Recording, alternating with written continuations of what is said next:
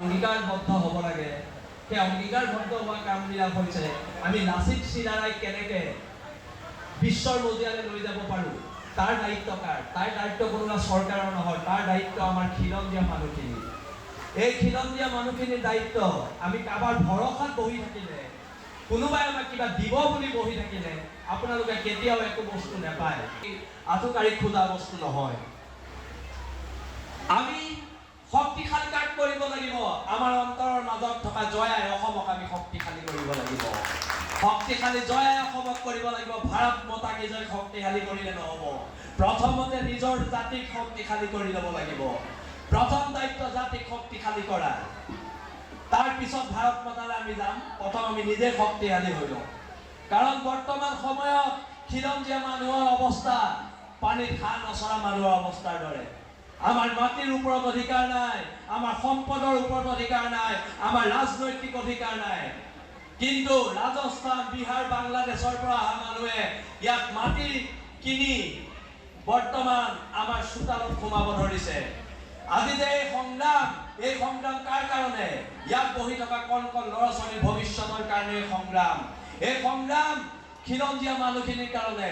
এই সংগ্ৰাম আমাৰ ঢোল বচোৱাৰ স্বাৰ্থত, মৈদাম বচোৱাৰ স্বাৰ্থত, পেঁপা বচোৱাৰ স্বাৰ্থত, হেংনাং বচোৱাৰ স্বাৰ্থত এই সংগ্ৰাম। কিয় আজি আমাৰ নৱপ্ৰজন্মই চিলাৰাইক চিনি পোৱা নাই? কিয় আজি আমাৰ নৱপ্ৰজন্মই লাচিত বৰফুকনক চিনি পোৱা নাই, চুকাফাক চিনি পোৱা নাই, শংকৰদেৱক চিনি পোৱা নাই? নিশ্চয়কৈ তাত আমাৰ কিছুমান ভুল আছে। আমি সমালোচনাৰ ঊৰ্ধ্বত নহয়। আমি দল সংগঠনবিলাক সমালোচনাৰ ঊৰ্ধ্বত নেকি? আমিও সমালোচনাৰ ঊৰ্ধ্বত নহয়। আমি এইটো কাৰণে সমালোচনাৰ ঊৰ্ধ্বত নহয়, আজিলৈকে কোনো জাতীয় সমস্যাৰ ক্ষেত্ৰত আমি সফল হ'ব পৰা নাই। আমি কোনো জাতীয় সমস্যাৰ ক্ষেত্ৰত আমি সফল হ'ব পৰা নাই। আমি কেৱল মাত্ৰ ভেলকিবাজি, ভাষণবাজি কৰি আছো। সেয়েহে জনগণে প্ৰায়বিলাক আমাৰ সংগঠন কৰা মানুহক অপ্ৰিয় হ'লেও সত্য। অসমৰ খিলঞ্জীয়া জনগণে কিন্তু আমাক দালাল বুলিয়ে ভাবে। অপ্ৰিয় হ'লেও কিছুমান কথা সত্য। কিন্তু আমি আমাৰ নিজকে আমি সমালোচনা কৰিব লাগিব। কিয় আমি অসমৰ খিলঞ্জীয়া জনগণৰ অন্তৰত সোমাব পৰা নাই? কিয় পৰা নাই? কাৰণ তাত ভুলখিনি আমাৰো আছে। ইমান বিশাল আন্দোলন কৰিলো, তাৰপৰা ফুচ 5টাকে ল'ৰা মৰিলে। 5টাকে ল'ৰা মৰাৰ পিছত এই জাতীয় সংগ্ৰামখন আমি কিয় আগবঢ়াই নিব নোৱাৰিলো? ভুল কাৰ গাত? ভুল আমাৰ গাত। আমি বেলেগক ভুল দিলে নহ'ব, ভুল আমাৰ গাত। নিজৰ ভুল স্বীকাৰ কৰিব পাৰিব লাগিব। আজি যোৰহাট ৰাজপথত দুজন মানুহ উলংগ হৈ ঘূৰি ফুৰিছে। অসমৰ খিলঞ্জীয়া জনগণে প্ৰতিবাদ কৰিছে যে উলংগ মানুহ অসমৰ কৃষ্টি সংস্কৃতি সভ্যতাত নাই, ওলোৱা নাই। আৰু প্ৰতিবাদ যিখিনি মানুহে কৰিছিলে কাপোৰ পিন্ধি কৰিছিলে। কাপোৰ পিন্ধি প্ৰতিবাদ কৰা মানুহবিলাক জেলত, আৰু কাপোৰ নিপিন্ধাবিলাক চিকিউৰিটি লৈ গুচি গ'ল। এই অৱস্থা হৈছে বৰ্তমান খিলঞ্জীয়া মানুহৰ।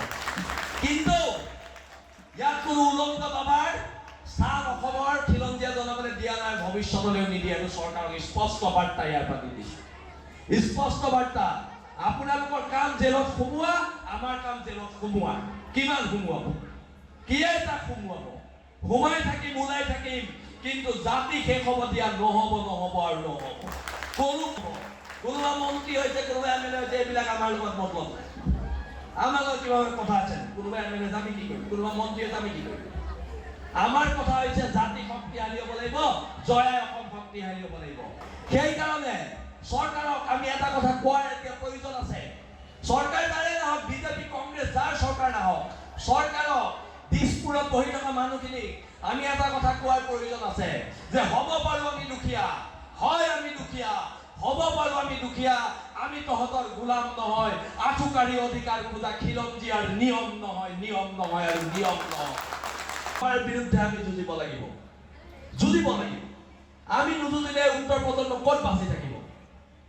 আমি 2016 চনৰ পৰা বছৰ পিছত সংগঠন এৰি, তেতিয়াতো আমাক ভৱিষ্যত প্ৰজন্মই প্ৰশ্ন কৰিব, তোমালোকে যে 10-12 বছৰ সংগঠন কৰিছিলা, দেশ আৰু জাতিক তোমালোকে কি দি কৰিব?